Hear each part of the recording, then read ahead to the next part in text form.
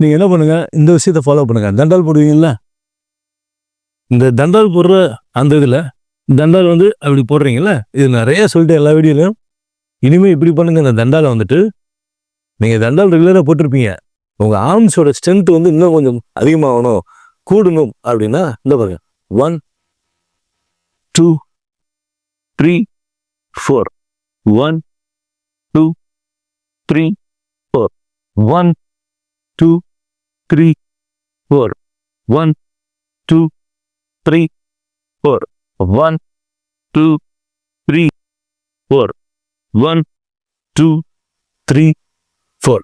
இந்த மாதிரி ப்ராக்டிஸ் பண்ணுங்க. இது நீ யார் வேணாலும் பண்ணலாம், யார் வேணாலும் பண்ணலாம், அது இல்லை விஷயம்.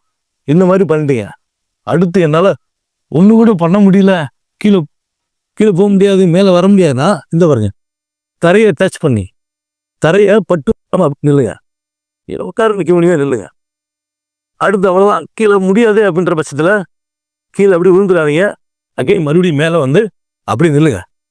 இதுலேயும் எவ்வளோ நிற்க முடியும்னு பாருங்க. அப்புறம் அதுக்கப்புறமா க்ளோஸ் பண்ணுங்க. அதுக்கப்புறம் இது எல்லாமே பண்ணதுக்கப்புறம் இது ஒரு செட்டு, இதே மாதிரி ஒரு 4 செட்டு போடுங்க, டெய்லி பண்ணலாம். எனக்கு ஒரு தண்டாலே வராது நீங்கள் என்னென்னமோ சொல்கிறீங்கன்னா கஷ்டம்.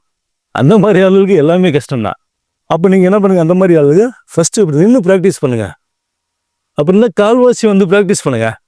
அப்புறம் பாதி தூரம் வந்து ப்ராக்டிஸ் பண்ணுங்கள். அப்புறம் முக்கால்வாசி வந்து ப்ராக்டிஸ் பண்ணுங்கள். அப்புறம் ஃபுல்லாக வந்து ப்ராக்டிஸ் பண்ணுங்கள்.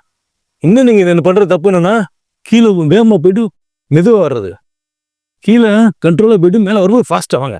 இதை ட்ரை பண்ணி பாருங்கள், செம்ம ரிசல்ட் வரும். தேங்க்யூ.